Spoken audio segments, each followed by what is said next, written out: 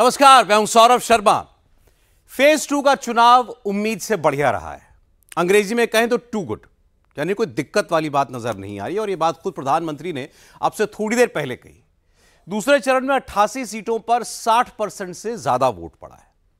UP में अलीगढ़, अमरोहा, बागपत, बुलंदशहर, गाजियाबाद, मथुरा, मेरठ, गौतम बुद्ध नगर, इन तमाम सीटों का फैसला आज ईवीएम में लॉक हो गया। बीजेपी ने इन 8 सीटों में से पिछली बार 7 सीटें जीती थी। इस बार भी बीजेपी के लिए ज्यादा चिंता वाली कोई बात नहीं लगती, वरना प्रधानमंत्री टू गुड ये नहीं कहते। सबसे ज्यादा वोटिंग हुई बंगाल में, असम में, त्रिपुरा और छत्तीसगढ़ में। दूसरे चरण में सबसे कम वोटिंग वाले 3 राज्य हैं बिहार, महाराष्ट्र और यूपी। अब बीजेपी का अपना इंटरनल असेसमेंट यह है कि उनका वोटर तो घर से निकला है, लेकिन विरोधियों के वोटर्स में उत्साह नहीं था, वो घर पर बैठ गए। क्या सच में यही हुआ है? क्या आज की वोटिंग के बाद यह कहा जा सकता है कि 400 सीटें कहीं नहीं जा रही, 400 ही आ रही हैं, या फिर 272 पार करना भी मुश्किल लग रहा है? आज की पूरी इलेक्शन रिपोर्ट आपको दिखाते हैं। 26 अप्रैल का दिन लोकतंत्र के लिए शुभ दिन है। मोदी ने ऐसा क्यों कहा? क्या कोई बहुत बड़ा संकेत प्रधानमंत्री को मिल गया? 26 अप्रैल का दिन लोकतंत्र के लिए विजय का दिन है। मोदी ने यह कहकर क्या इशारा दिया? क्या मोदी की जीत का रूट सच में क्लियर हो गया? आज का दिन लोकतंत्र के लिए शुभ दिन है। आज का दिन लोकतंत्र के लिए विजय का दिन है। सेकेंड राउंड की 88 सीटों पर वोटिंग के बाद मोदी इतने कॉन्फिडेंट क्यों दिख रहे हैं? मोदी को अब तक की 190 सीटों पर हुई वोटिंग के बाद क्या रिपोर्ट मिली है? मोदी ने क्यों कहा विरोधी पार्टियों को सांप सूंघ गया है? मोदी ने यह क्यों कहा कि इंडी अलायंस को करारा तमाचा लगा है? मोदी ने यह क्यों कहा कि राहुल एंड कंपनी के सारे सपने चूर चूर हो गए हैं? करारा तमाचा मारा है, ये अब मुंह ऊंची करके देख नहीं पाएंगे जी। ऐसा गहरा झटका दिया है, उनके सारे सपने चूर चूर हो गए हैं। कांग्रेस और उसका इकोसिस्टम जो आए दिन मोदी को गालियां देता था, आज उनको जैसे सांप सूंघ गया है, सांप सूंघ गया है। पहले फेज को लेकर मोदी विरोधियों ने ये अफवाह फैलाई कि मोदी हार रहे हैं, इसलिए घबरा रहे हैं। मोदी अब की बार 40 पार नहीं कर पाएंगे, कांग्रेस ने ऐसी कहानी तक फैलाई। मगर मोदी तो कुछ और ही दावा कर रहे हैं। ऑन कैमरा खुलकर कह रहे हैं कि राउंड 1 की 102 सीटों पर राहुल और इंडी अलायंस पस्त हो चुकी हैं। राउंड 2 की 88 लोकसभा सीटों पर विरोधी गुट ध्वस्त हो चुका है। तो क्या वाकई ऐसा ही है? पहले चरण में टीएमसी, कांग्रेस जैसे जो दल जो फर्स्ट राउंड हुआ ना, पहले चरण में जो दल पस्त हो गए थे, अब आज दूसरे चरण में ध्वस्त हो जाएंगे। पहले फेज की तुलना में दूसरे फेज में हाई वोटर टर्नआउट दिखा। 13 राज्यों की 88 सीटों पर जबरदस्त वोटिंग हुई। इन 88 सीटों में से मैक्सिमम सीटों पर 2019 में बीजेपी का परफॉर्मेंस अच्छा रहा था, इसलिए उम्मीद जताई जा रही थी कि सेकंड राउंड के गढ़ में मोदी के वोटर्स घर से बाहर निकलेंगे, और हुआ भी ऐसा ही। 2019 के चुनाव में इन 88 सीटों पर बीजेपी का स्ट्राइक रेट 72% था, जबकि कांग्रेस का स्ट्राइक रेट सिर्फ 24% था। पिछली बार बीजेपी ने इन 88 में से 54 सीटें जीती थीं, जबकि कांग्रेस के खाते में आई थीं सिर्फ 18 सीटें। एनडीए वर्सेस इंडी का डेटा देखें तो यहां भी लीड एनडीए को ही है। 2019 में इन 88 में से एनडीए को 63 और इंडी अलायंस को 24 सीटें मिली थी। एनडीए ने 2019 में जिन 63 सीटों पर जीत दर्ज की थी, वहां जीत का मार्जिन 20% था, जबकि इंडी गुट की 24 सीटों पर जीत का औसत मार्जिन सिर्फ 10% था। यानी सेकेंड राउंड के 2019 के इस कैलकुलेशन में थोड़ा सा भी इजाफा हुआ तो बीजेपी की सीटें और बढ़ सकती हैं। और इसमें एक बहुत बड़ा फैक्टर दूसरे फेज का वोटर टर्नआउट रहेगा, जिसकी फुल डिटेल आपको थोड़ी देर में देंगे। मगर उससे पहले यह देखिए कि फेज 1 की 102 सीटों का वोटर टर्नआउट पैटर्न क्या हिंट दे रहा है। राउंड 1 में कम वोटिंग होने से मोदी को फायदा हो रहा है या घाटा, पहले इसका डेटा एनालिसिस करते हैं। 2019 में फेज 1 की 102 सीटों पर वोटर टर्नआउट 69.9% था। अब की बार यह आंकड़ा करीब 4% घटकर 66.1% रह गया। मोदी को इससे फायदा हुआ या नुकसान, यह समझने के लिए हमने 3 कैटेगरी बनाई हैं। नंबर 1 हिंदी भाषी राज्य, नंबर 2 उत्तर पूर्वी राज्य और number 3 rest of India. Bihar, Chhattisgarh, MP, Rajasthan, UP और उत्तराखंड के विश्लेषण से पता चलता है कि पहले फेज में 2019 में इन राज्यों का वोटर टर्नआउट 65% था, लेकिन 2024 में ये 59.3% पर आ गया, यानी सीधे सीधे 5.7% का घाटा। इसी तरह असम, मणिपुर, बंगाल, सिक्किम, त्रिपुरा, मेघालय जैसे पूर्वी और उत्तर पूर्वी राज्यों में पहले फेज की वोटिंग में 2019 का टर्नआउट था 79.7%, जो 2024 में 76.3% पर आ गया, यानी यहां पर भी 3.4% का नुकसान। रही बात रेस्ट ऑफ इंडिया यानी महाराष्ट्र, तमिलनाडु, जम्मू कश्मीर, अरुणाचल प्रदेश जैसे राज्यों की, तो 2019 में पहले राउंड में यहां वोटर टर्नआउट था 71.4%, जो 2024 में 69% पर आ गया, यानी यहां भी 2.4% कम वोटिंग।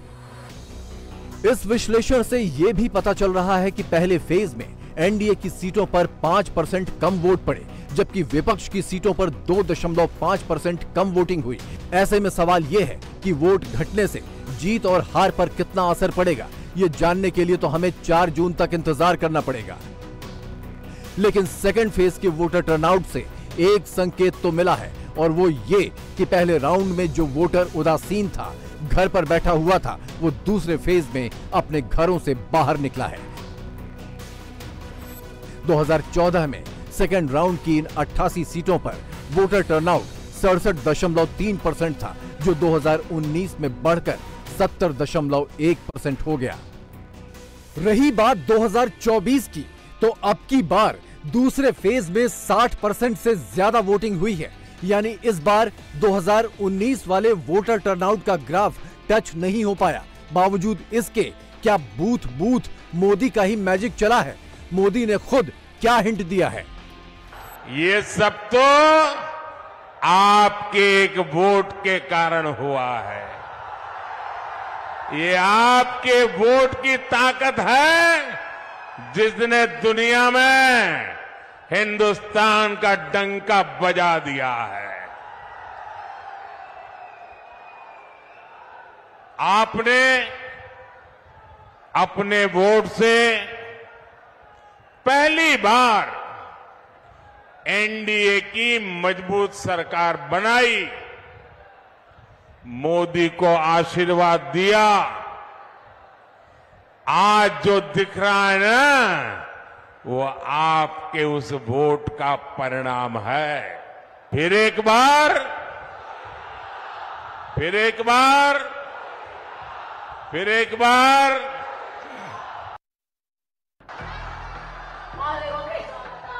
राउंड 2 की वोटिंग के बाद मोदी हैट्रिक को लेकर सुपर कॉन्फिडेंट दिख रहे हैं। बाकी बची 353 सीटों पर पब्लिक के रिस्पांस को लेकर पूरी तरह आश्वस्त दिख रहे हैं। चुनावी सभा खत्म करके जब मोदी बीजेपी वर्कर्स से 2 मिनट के लिए मिल रहे हैं, तो वर्कर्स भी यही कह रहे हैं, मोदी ही जीत रहे हैं, तीसरी बार पीएम बन रहे हैं।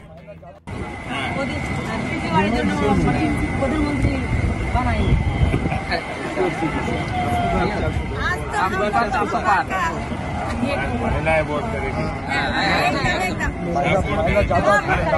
मोदी का गारंटी हर घर में छा गया। दोनों सीट पक्का चोर सरकार को भगाना है। जबकि दूसरी तरफ राहुल और राहुल की पार्टी हर घंटे नया नया टेप बजा रही है। कभी कह रही है मोदी फ्रस्ट्रेट हो गए हैं, कभी कह रही है दूसरे चरण के बाद मोदी की आंखों में आंसू आ गए हैं, मोदी बस 1 महीने के ही प्रधानमंत्री हैं। मगर क्या सच में ऐसा ही है या फिर मोदी के विरोधी ख्याली पुलाव ही पका रहे हैं? आप प्रधानमंत्री के भाषण देखते हो, घबराए हुए हैं, शायद कुछ ही दिनों में स्टेज पे आंसू निकल आए। राहुल भले ही कितने भी हाथ पैर मार लें, कांग्रेस वाले भले ही सोशल मीडिया पर मोदी के आंसू निकलवा लें, मगर ग्राउंड रियलिटी तो यही है, पब्लिक मोदी का ही नाम ले रही है, मोदी के चेहरे पर ही अपना वोट दे रही है। सेकंड राउंड की वोटिंग के बाद ये बात करीब करीब तय हो गई है और बाकी बचे 5 चरणों की 353 सीटों के लिए रही सही कसर मोदी ने खुद पूरी कर दी है। विपक्ष के मोदी हटाओ वाले नैरेटिव को काउंटर करने के लिए मोदी ने एक साथ कई काउंटर नैरेटिव दे दिए हैं। नंबर 1, मोदी ने इंडी अलायंस खासकर कांग्रेस की तुष्टीकरण वाली नीति से देश को आगाह किया है। नंबर 2, मोदी ने विरासत टैक्स और राहुल की एक्सरे मशीन वाली रणनीति से बचकर रहने को कहा है। और नंबर 3, ईवीएम पर रोने वालों को मोदी ने पूरी तरह एक्सपोज कर दिया है। पहले आपको यह दिखाते हैं कि ईवीएम पर विपक्ष खासकर कांग्रेस की पोल कैसे खुली है। मोदी विरोधी इकोसिस्टम ने चुनाव शुरू होने से पहले ही ईवीएम पर शोर मचाना शुरू कर दिया था। बैलेट पेपर से चुनाव कराओ, वीवीपैट लाओ, ईवीएम हटाओ, ये सब चिल्लाना शुरू कर दिया था। मगर जिस वक्त दूसरे चरण के लिए वोट डाले जा रहे थे, ठीक उसी वक्त ईवीएम का रोना रोने वाले इकोसिस्टम के लिए सुप्रीम कोर्ट से बहुत बुरी खबर आ गई। सुप्रीम कोर्ट ने वीवीपैट वेरिफिकेशन की मांग और बैलेट पेपर की मांग को लेकर सभी याचिकाओं को न सिर्फ खारिज कर दिया, बल्कि ये तक कहा कि मतदान तो ईवीएम मशीन से ही होगा। सुप्रीम कोर्ट का यह फैसला उन राहुल गांधी के लिए झटका है जो कहते थे मोदी ईवीएम के बगैर जीत नहीं सकते। वो तो ये भी कहते थे कि मोदी ईवीएम के दम पर ही 400 पार का नारा लगा रहे हैं। वैसे मजे की बात यह है कि जो मोदी विरोधी खेमा इतना ईवीएम चिल्ला रहा था, उसने भी शुक्रवार सुबह ईवीएम में जाकर ही बटन दबाया। ईवीएम और वीवीपैट वाला टेप कुछ और नहीं, मोदी को हटाने का एक बहाना था। कांग्रेस पर्दे के पीछे छिपकर इस मुहिम को फुल समर्थन दे रही थी। मगर सुप्रीम कोर्ट का फैसला आने के बाद कांग्रेस के जयराम रमेश का पोस्ट देखिए, ये तो पूरा ही पलट गए। कह रहे हैं वीवीपैट के खिलाफ जितनी भी याचिकाएं दायर हुई, उसमें कांग्रेस डायरेक्टली या इनडायरेक्टली पार्टी नहीं है। ये वही जयराम रमेश हैं जो 1 महीने पहले 100% वीवीपैट स्लिप्स की बातें कह रहे थे।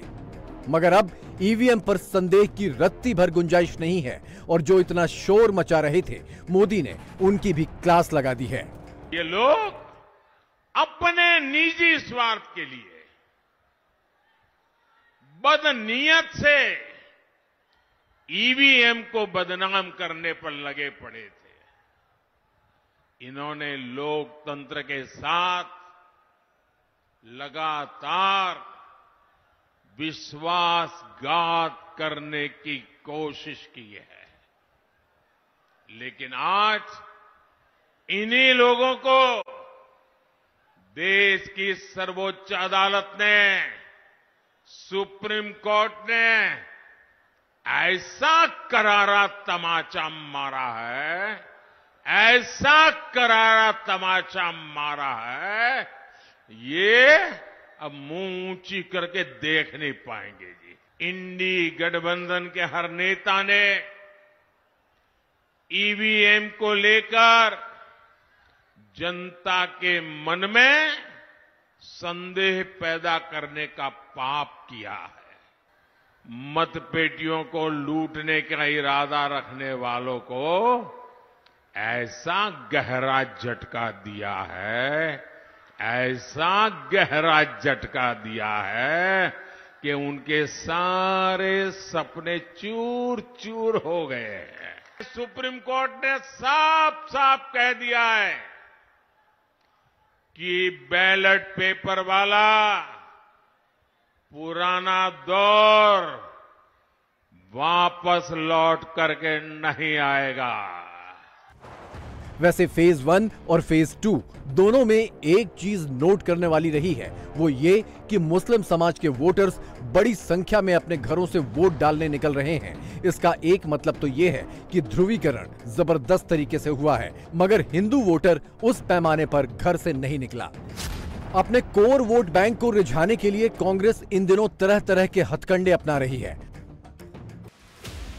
राहुल कहते हैं वो एक्सरे करवाएंगे, किसकी कितनी संपत्ति है सबकी जांच करवाएंगे, माइनॉरिटीज खासकर मुस्लिम वर्ग को फायदा पहुंचाएंगे। कांग्रेस का मैनिफेस्टो सरकार में आने के बाद नई नीतियां लाकर वेल्थ रीडिस्ट्रीब्यूशन की ओर इशारा देता है।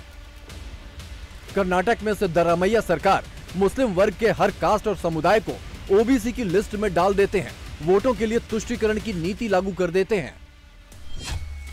और इसकी शुरुआत यूपीए सरकार में ही हो गई थी, जब मनमोहन सिंह ने कहा था कि देश के संसाधनों पर पहला हक मुसलमानों का है।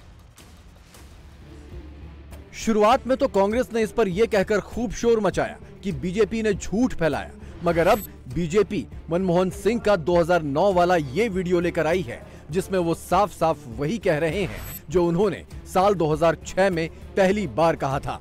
नोट करने वाली बात यह है कि मनमोहन सिंह का यह बयान 2009 के चुनाव के ठीक पहले आया था, यानी उसमें वोट बैंक का पूरा ख्याल रखा गया था। I said minorities, particularly the Muslim minorities, if they are poor, they have prior claims on the resources of the country. I used the word all for all minorities, and I added for mayor, particularly Muslim minorities, if they are poor, they have a prior right on the resources of the country. I stand by that. Manmohan Singh ji ने यह बयान गलती से नहीं दिया था, बल्कि जानबूझकर दिया था, क्योंकि अप्रैल 2009 में फिर से मनमोहन सिंह ने मुंबई में प्रेस कॉन्फ्रेंस के दौरान एक प्रश्न के जवाब देते हुए फिर अपने बयान को सही ठहराया और कहा कि माइनॉरिटीज का खासकर मुस्लिमों को प्रायोरिटी मिलनी चाहिए और उनको संसाधनों, देश के संसाधनों पर पहला हक होना चाहिए। कांग्रेस पहले से ही आधार बना रही थी कि येन केन प्रकारेण मुस्लिम को एससी अनुसूचित जाति घोषित कर मुसलमानों को एससी आरक्षण की वैधता दिला दी जाए। बीजेपी ने जैसे ही ये वीडियो सोशल मीडिया पर अपलोड किया, कांग्रेस ने अपनी तुष्टीकरण वाली सोच को छिपाने के लिए एक नया पन्ना लिखकर अपलोड कर दिया। बीजेपी के आरोपों को ही झूठा और निराधार डिक्लेयर कर दिया, खुद को ही क्लीन चिट दे दी। मगर कांग्रेस की तुष्टीकरण वाले सियासी स्टंट का असली क्लाइमैक्स तो उस वक्त आया जब मोदी ने माइक संभाला और ऑन कैमरा आकर कहा कि कांग्रेस पर हुए सबसे बड़े खुलासे के बाद मोदी को दिन रात गाली देने वालों को सांप सूंघ गया। उनकी पूरी इकोसिस्टम पिछले एक सप्ताह से मेरे बाल की खाल उधेड़ रही है, मेरे बाल नोच रही है। आज मैं इन सबको चुनौती देता हूं। पहले तो समझ लें,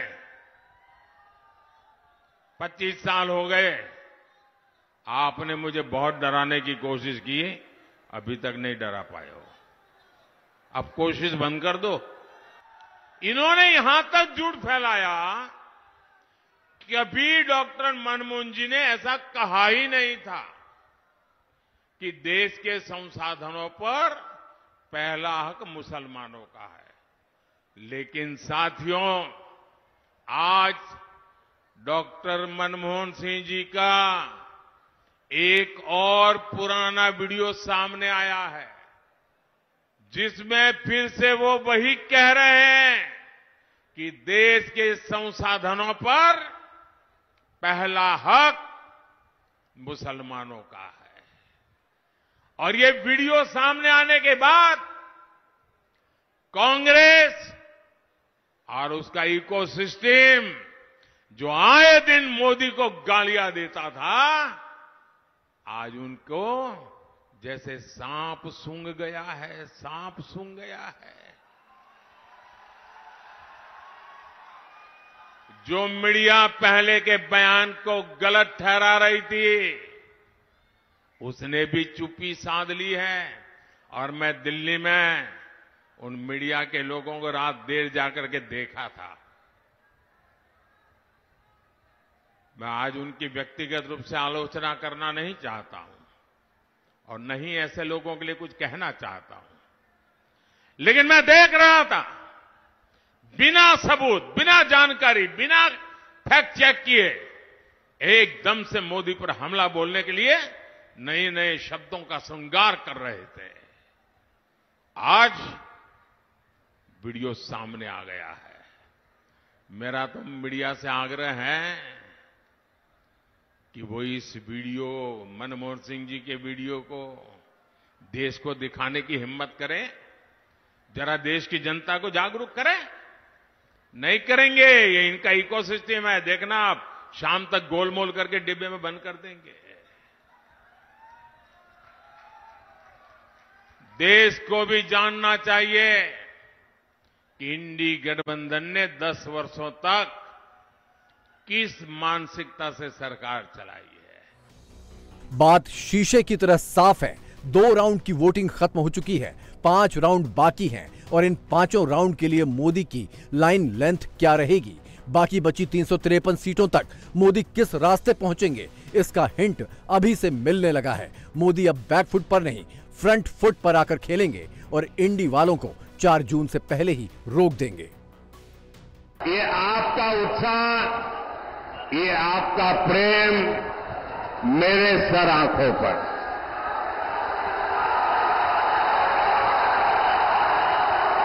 आप इतना प्यार दे रहे हैं, इतना प्यार दे रहे हैं, ऐसा लगता है या तो पिछले जन्म में मैं बंगाल में पैदा हुआ था या तो अगले जन्म में बंगाल की किसी मां के गोद से पैदा होने वाला हूं।